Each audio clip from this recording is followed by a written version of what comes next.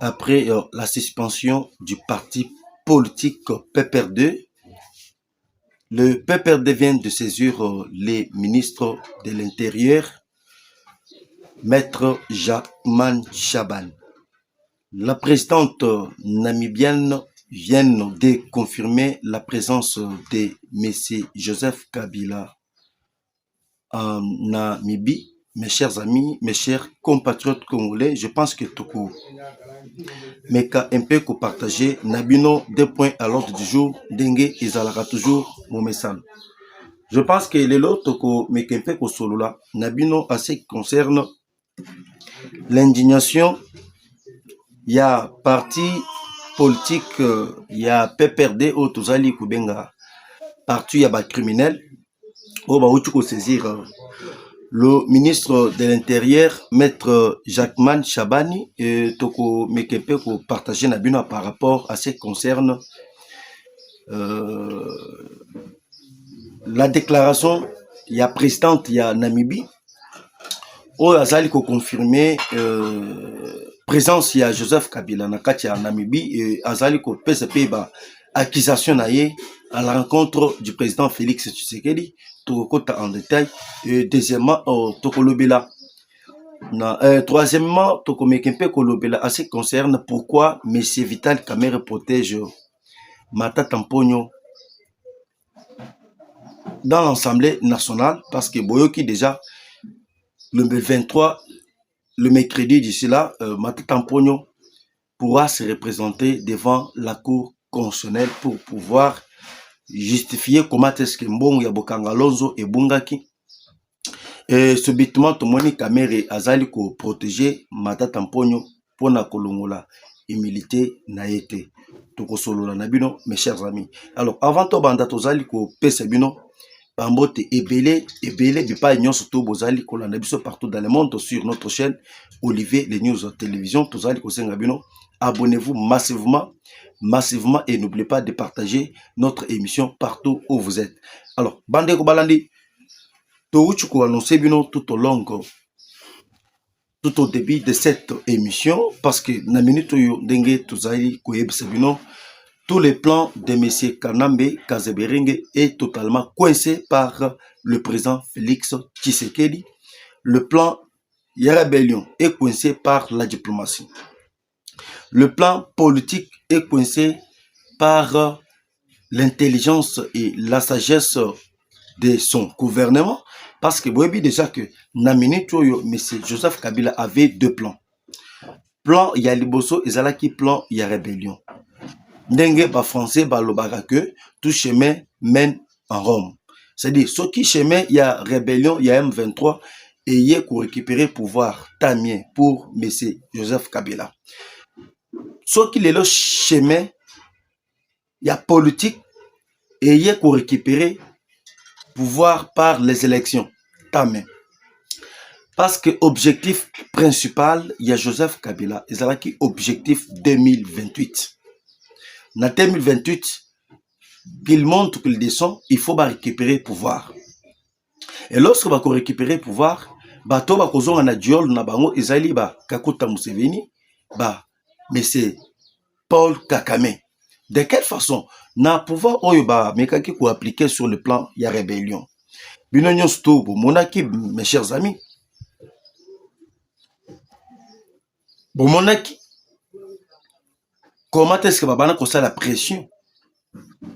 Bako esa Goma pour que le président Tshisekedi a cédé la négociation na bango. Bako esa Bukavu. Le président Tshisekedi a cédé na négociation na bango. Tozali koya pour que to expliquer bino comment est-ce que bango ba ke ko saisir ministère intérieur. Bazali ko lela comment est-ce que ba suspendre parti fonctionnement il y a parti politique ya bango qui est le PPRD. Parce que objectif il y a M23 bazala qui n'a seul objectif ce qui Bukavu kwei Goma ekwei ba ye ko imposer négociation.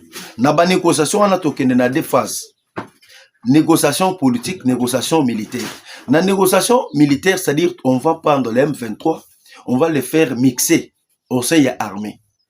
Tokamati maintenant, Bertin Bisimwa Bananga, comme des figurants politiques.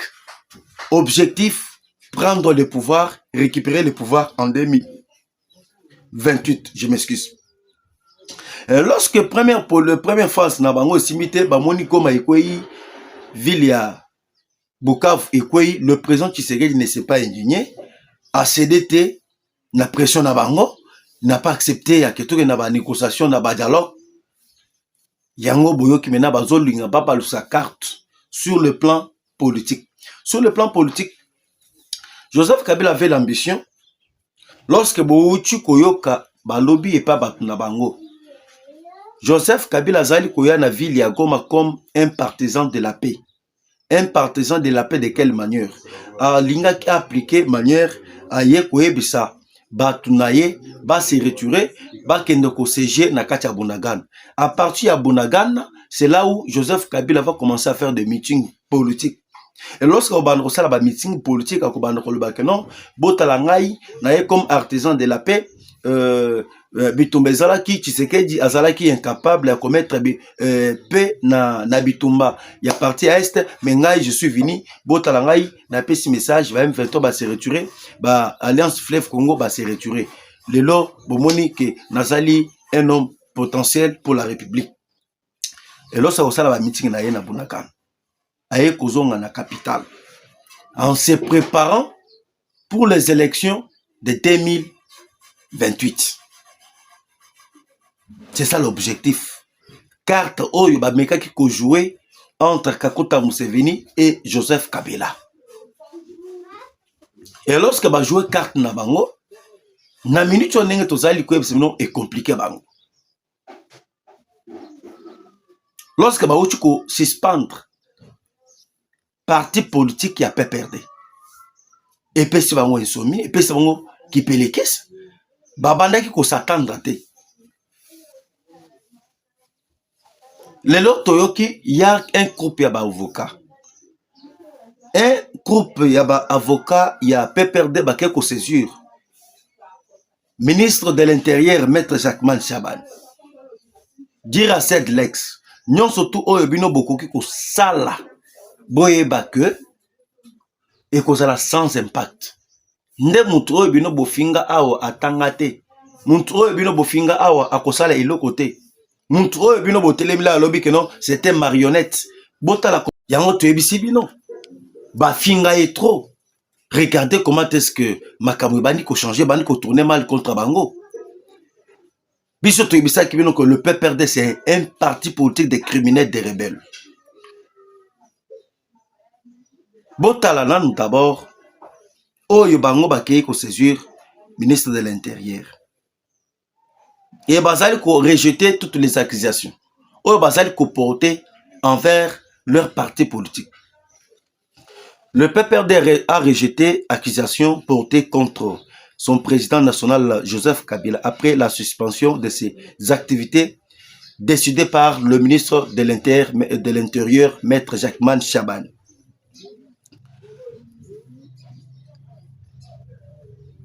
Signé par son conseil juridique, Maître Trésor Lungungu Kinjimba, le parti politique du PPRD dénonce des accusations calomnieuses fondées sur une prétendue ambiguïté dans l'attitude de l'ancien chef de l'État, M. Joseph Kabila.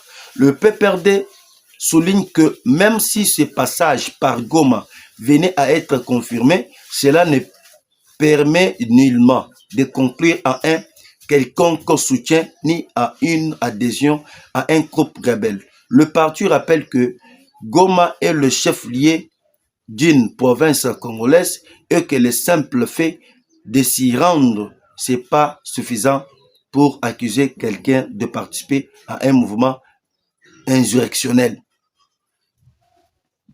Boyoki babandi kopesa ba argument ya lokuta. Selon bango balobi, makamu oyo etali koya ya Kabila na Goma, ça n'a rien à voir avec les M23. Baza bato lokuta. Au moins dans un pays de droit, même les avocats ici devraient être arrêtés.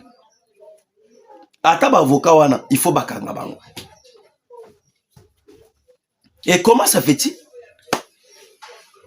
Kabila yemoko bomoni de na présence na ye batu oyo balobaki ya présence ya Joseph Kabila na Goma ezali ba communicateur na ye ezali bango ba confirmer bango batu oyo to bengi batu pe perdre. Je pense que Toyoka qui le porte-parole ya Katumbi Olivier Kamita tolobaki yango. Le secrétaire général adjoint ya PPRD Ferdinand Kamir il avait confirmé. Et les lois, comment le bakeno Goma ezali ville, ezali parmi na 26 provinces ya Congo. Soki Kabila ye azongi na Goma, c'est-à-dire azongi na Congo. Bah comprendre déjà que suspension, il y a parti politique, il y a PPRD, ezali déjà enterrement officiel. Il y a Kanam et Kazebereng. Ezali enterrement, il y a M. Paul Kakame. Parce que parti politique a PPRD est facilité entrée, il y a AFDEL. Parti politique a PPRD des composition, il y a AFDEL, RCD Goma, CNTP, M23. Tous les mouvements politico-militaires. Oyo bakota na 1996. Babatama na kati a PPRD. Tous les mouvements politico-militaires au Bakotaki na 2001 avec RCD Goma, avec Azarias Rouberois, Babatama au sein il y a PPRD. Les Rwandais, les Ougandais. Babatama est jusqu'à présent. Maintenant, aujourd'hui, suspension il y a PPRD et à l'okolake, to longoli plusieurs hommes politiques militaires. Il y a Rwanda. Au Bakotaki na mixage et brassage. Et les lots m'ont dit que c'est une bonne décision. Et bango les lots basang mena ba argument ya kopesa. On appelle ça jurisprudence. Rappelez-vous lorsque Richard Mouyej Mangenza Zalaki, ancien ministre de l'Intérieur à cette époque-là, lorsque le parti politique il y a RCDK, il y a Roger Lumbala et Zalaki fait parmi Zalaki mouvement et rébellion. Lorsque Salaki mouvement et rébellion, vous voyez très bien. Makamwe komela ki bango. Parti politique na bango Zalaki suspendu. Mais les lorsqu'ils qui le suspendre parti politique à PPRD, rien ne change. Et moi je demande de mettre Jacquemin Chaban de garder sa position. Parce que Kabila Lukinzela ya kozwa minduki. Kabila Lukinzela ya kokende ko s'adhérer derrière les M23. Toti kaye makamwe parti politique à PPRD et ça la suspendu. Moi, je ne m'irais même pas à la suspendre. Dans l'ingé balongola yango.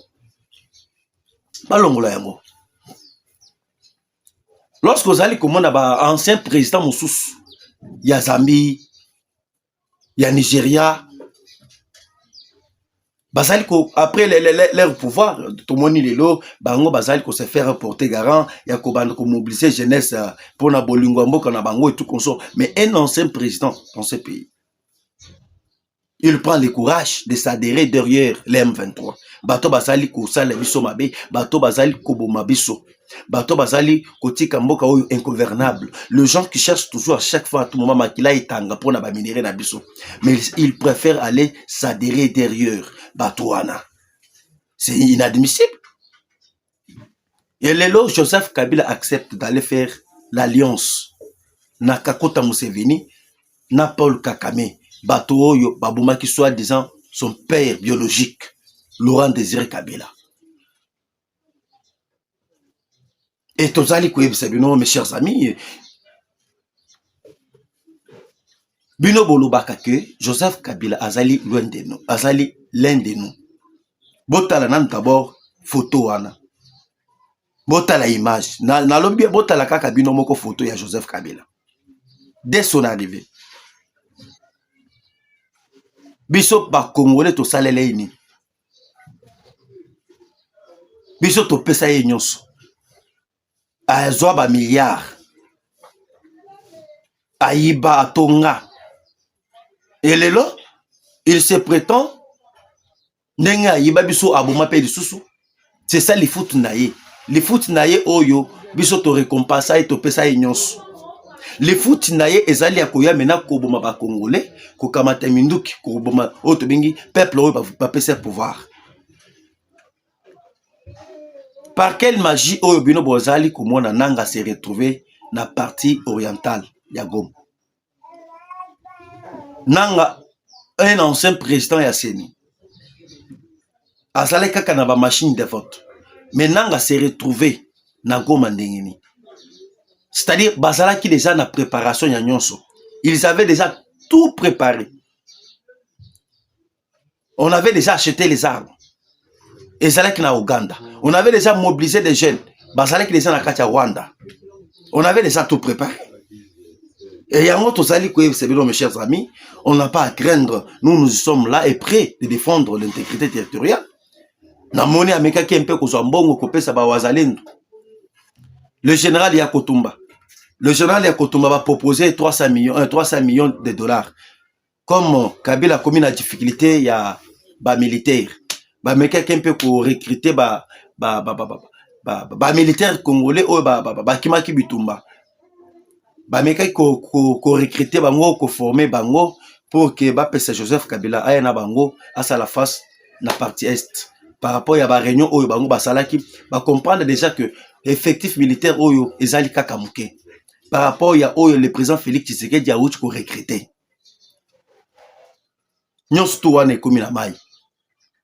Que personne ne vous tombe. Et je suffit comment est-ce que ba meke un peu qu'on l'a veillé par une dame présidente tanzanienne namibienne. Bouchi koyo kabino nyon surtout comment est-ce que présidente ya Namibie commence à laver Joseph Kabila pour dire que non, Kabila c'était innocent, Kabila n'a jamais piétiné ses pieds dans la ville de Goma. Et nyon so yo ezali ba agitation. Ezali ba agitation. Mais ceux qui a lobby Kazali ancien président, Moutabenga na Congo, qu'il rentre au pays. Mais pourquoi commis tantôt Azali Ao, tantôt Azali Ao? Est-ce que Moutabenga na Ao? Personne. Et bien surtout yebisa kibino que Moyibi afandaka à l'est. Un sorcier afandaka à l'est. Un sorcier pour qu'il afanda à l'est, c'est très difficile. Et les lois se rendent compte que Makila Oyo Yaba Congolais à Boma et Bandi maintenant Uchaye mal à l'aise. Makila ya Fernando Coutinho, un véritable Moussala Nzambi, Oyo Pena à Toucha et Bandi Kosale Mabe. Makila ya Oyo à Boma ya Floribert Chebea. Nabato ya Kamwena Sap. Nabato aboma na Nganza na Kanang. Il n'est pas laisse. Et tu es allé quoi sabino que Bakignon so oyo bakufa epelé na régime ya Joseph Kabila. Ba komi na mapeka na ye. Kabila n'est pas à l'aise. Et jusqu'à ce que Toko Kangaye, on va les neutraliser. Bokanga makam nazali quoi sabino. Et na minute on est tous allés que c'est non boyoki déclaration ya présidente namibienne à lobby que non Joseph Kabila zali na Namibie et le président Tshisekedi azali ko sala que Kabila akoka ko zonga te na mboka ya RDC et parmi bato basali ko bloquer makambo ya négociation c'est le président Félix Tshisekedi. Nous le savons tous. Joseph Kabila ayiba ebele na Congo awa. Mboka oyo akeko stabiliser l'économie, c'est la Namibie. On peut dire que à 70% il y a économie, il y a Namibie. Kabila azali ko détenir yango à 70%. C'est-à-dire le gouvernement namibien azali na 30%. Il y a économie na bango bazali ko gérer. Maintenant 70% ba immeubles immobiliers, les sociétés entreprise ebele ezali géré par la personne qui est Joseph Kabila. Maintenant, si vous regardez bien, l'ancien président namibien Oyo Akufa, Oyo Azalaki enfant chéri, enfant gâté, Yakanambe Kazebereng. C'est bien lui qui a eu à faciliter Joseph Kabila. Il y a quoi s'inverture Nakatia Otobengi Namibie. Maintenant, actuellement, vous voyez que cette dame ici qui vient d'entrer, qui vient d'être élue présidente Nakati ya Namibie. Moi, Swana n'a pas les moyens qui prévoient que Akokako faire vivre son économie. Mais comme l'économie à Namibie est détenue à 70% et pas M. Joseph Kabila, il cherche toujours partout moyen. Il y a que se laver, il y a que ça en bon terme avec Joseph Kabila par rapport à ce qu'il détient 70% de l'économie. Maintenant, en oubliant que le gouvernement congolais azali parmi partout où il va détenir Makambo et produit à première nécessité il y a Namibie. Je pense que cette dame est mal conseillée. Joseph Kabila n'a jamais été expulsé au Congo. Joseph Kabila n'a jamais été exilé. Il y a un conde amitié na exil. Il y a un conde akima. Monto akimisa Joseph Kabila na Congo à sa tête. Il y a un conde akima parce qu'il y a plusieurs moyens. Il y a que ça la coup d'État. Il y a qu'à empoisonner le président Félix. Il y a qu'à détruire le président Tshisekedi. Il y a un conde qui bakuna yé a sali échoué. C'est pour cela qu'il avait choisi le plan d'aller prendre les armes. Tozala qui n'a pas en FCC les cash. Combien de moments basala qui va blocage? Combien de fois va tenter le président Tshisekedi va éliminer?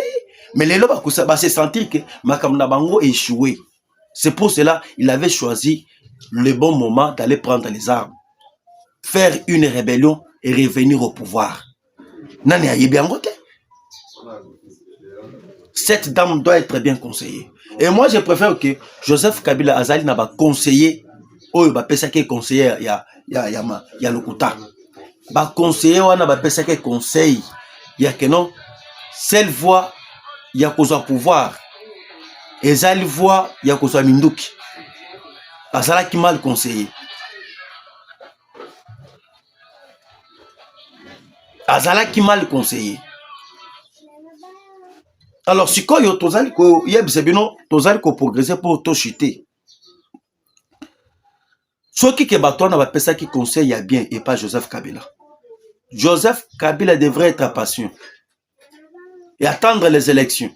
Parce que ce qui est lorsque basala qui alliance basala qui otobengi réconciliation katangese.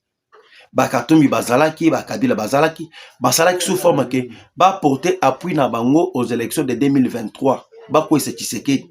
Katumbi alika. Lorsque Katumbi a kolika, Joseph Kabila va se protéger. Mais lorsque ba échoué en 2023, il y a un moment où on a basali alliance que non, cette façon et qu'on revenir bango ba récupérer pouvoir. Ezali rébellion. Il y a un moment où Katumbi akimi, Joseph Kabila akimi, bake kozwa minduki. Maintenant, on a plan que par rapport à Nenge Tshisekedi d'Azali Kouya la diplomatie, Nenge Azali Kouya avec la coopération avec les États-Unis d'Amérique. Je ne pense pas. Et vous voyez que le France Azali apporté soutien à Rwanda. Les États-Unis ont mis un plan à France a mis un plan à France a mis un plan il soutien à M23. Les États-Unis ont mis un plan il soutien à République démocratique du Congo. Bah quoi c'est ce que France. Les Angomoni les rébellions étaient là. Ça n'avance pas, rien n'est fait. Na contre Nabango, il y a Alliance Fleuve Congo. Alors, nous avançons pour chuter, mes chers amis. Actuellement, ce que vous devrez savoir. Le lot, Tomoni Batuebele, Basali ko déclaré Mbongo Yabukangalons. Après près 89 millions de dollars américains. Oyo ba détourna na régime Yakala. Oyo ba yiba et pas ya matata mponi. Maintenant, le peuple congolais a réclamé Mbongo naï. Et lorsque le peuple a réclamé son argent, il y a détournement, il y a Bukangalons. Tomoni, la Cour constitutionnelle avait interpellé Matata Mpogno dernièrement, je pense que la semaine passée, pour justifier comment est-ce que cet argent a été détourné, tant que ancien premier ministre de la République démocratique du Congo. Et lorsque Bameka qui ko juger Matata Mpogno, juge ba lobby que Matata Mpogno azali coupable. Topesio Mwangonga kendo réfléchir et revenir et répondre à la justice congolaise parce que la justice a trouvé que yozali auteur intellectuel, il y a détournement, il y a Bukangalons, il y a Bukangalons. Et lorsque Matata Mpogno accueille, il devrait rentrer le 23 avril 2025, c'est-à-dire demain le mercredi. Maintenant, subitement, Matata Mpogno aye kozonga a sali déclaration et je viens voir qu'il vient d'écrire un document. Namukanda Oyo Matata Mponyo a commis, je peux vous lire ces documents-là, Boyoka, tout ce que Matata Mponyo vient d'écrire. Baza Batumoko sans pitié, Basanga Soni. Une seule personne vous détourne 89 millions de dollars américains. Tandis que nous avons un peuple pauvre. Un peuple qui a besoin de l'eau. Un peuple qui a besoin de l'électricité. Un peuple qui manque même à manger. Mais une personne qui vous détourne 89 millions de dollars américains. Selon Matata Mponyo, alors commis à lobby, l'interpellation de Matata Mponyo, c'est illégal devant la Cour constitutionnelle. Selon Matata Mponyo, nous parle qu'il est protégé par ses immunités parlementaires. Maintenant, il y a pas si Matata Mponyo Beki. N'est-ce pas, M. Vital Kamer? C'est-à-dire, un voleur intellectuel protège un autre voleur intellectuel. Ok? Le lot Toyoki Kamer n'a qu'à l'Assemblée nationale, Kamer parle que non, il faut protéger Matata Mponyo, c'est un collègue député. Matata Mponyo doit être protégé parce qu'il a ses immunités parlementaires. Bisous Tolobi Boy, mais c'est Vital Kamer. Le lot Walikali Ekwe. Tomona jamais otikala kolobela makambo ya Walikali. Tomoni Walungu ezali fief na yo. Ba wazalendo ba uti ko récupérer Walungu. Totikala komona déclaration na yo te tant que notable ya Walungu. Bukavu Ekwe, Goma Ekwe. Totikala komona déclaration ata moko te ya yo tant que président de l'Assemblée nationale. Et aujourd'hui, Tomoni Matata Mponyo, mutu oyo azali moyibi. Laissez-moi vous dire, c'est un voleur. Matata Mponyo, je répète très bien que Matata Mponyo, c'est un voleur. Moutoyebi mbongo ya bukangalos, mbongo ya ba pauvre peuple congolais, bato bazali ko souffrir. Le peuple a besoin de transport. Botala comment est-ce que les longs ba transport ezali passe. Hein? Le gouvernement congolais azali censé akosomba ba mituka. Pour le transport ya peuple, mais les lots moni Matata Mponyo ayebi 89 millions de dollars américains. Et si nous prenons 89 millions de dollars, tokamati yango bakangi azongsi yango avec 89 millions de dollars tokoki kozala na plus ou moins 200 à 300 bis ya circulation ya peuple ou bien 500 bis avec 89 millions bis moko ekoki ko compter à peu près 100 000 à 70 000 dollars. Mais ce qui tosomi lelo avec 89 millions bakangi Matata Mponyo azongsi mbongo wana tokosoma ba bis et ko servir peuple kinois na 4 districts nyonso tout ozali na yango pona ba makambo etali transport soki boke na changu transport ezali passe ba chauffeur bazali kobeta ba demi terrain. Pourquoi bazali kobeta ba demi terrain? Parce que l'État n'a pas disponibilisé ses propres moyens ya ko émerger na transport. Le malke ba transport oui bien sûr ba transport ezali muke par rapport ya peuple komi peuplé. Parce que ba province, ba territoire, ba yemena a on a kishisa ba komi ebele par rapport ya ndenge tozala kikala. Maintenant il faut maintenant acheter le bus ya transport. Maintenant bakamati c'est un voleur comme ça Matata Mponyo. Bazali ko protéger au sein de l'Assemblée nationale et pas ya M. Vital Kamer. C'est inadmissible. Matata Mponyo doit répondre à ses actes. Le long Matata Mponyo azali ko protéger Moyibi. Et M. Vital Kamer azali ko protéger Moyibi. Et koki ko sale matin. On a besoin ya Matata Mponyo à ko répondre. Na mbongo oyo ya Moyibi ayibaki. Nayoki Matata Mponyo commence à dire que non, ça devient l'acharnement par les régimes actuels et tout comme ça. Quel acharnement? Est-ce que vous êtes au courant que dernièrement Matata Mponyo avait essayé un peu de corrompre quelques dignitaires ya Manyama pour que Manyama ait quoi ya Kindu ait quoi ya. boyokaki dernièrement bazali kosala ba vidéo na ba TikTok na ba Facebook balobi que non Kindu ekwei ba militaire bakimi na Kindu. Oyebi que qui a été l'auteur ya financement ya ke makambo ya Kindu ekwei na Maniema. Nous ne pouvons pas tout dévaler. Alors, quoi faire? Mes chers amis, mes chers compatriotes congolais, je pense que Toko Zongela Bino na deuxième émission qui sera présentée à 21h. Merci vraiment Toko Tana Nabino Mbalasima. Maintenant, n'oubliez pas toujours de vous abonner massivement sur notre chaîne et n'oubliez pas de partager notre émission et n'oubliez pas de laisser vos commentaires partout où vous êtes en train de me suivre sur notre chaîne Olivier Les News Télévision. Nous sommes en train de faire des efforts de gauche et à droite pour pouvoir améliorer notre façon de travailler, d'améliorer notre plateau, d'améliorer tout ce qu'il faut faire pour que Tobandako Informino Dengue et Longobani à temps réel. Je vous remercie une fois de plus. Bye.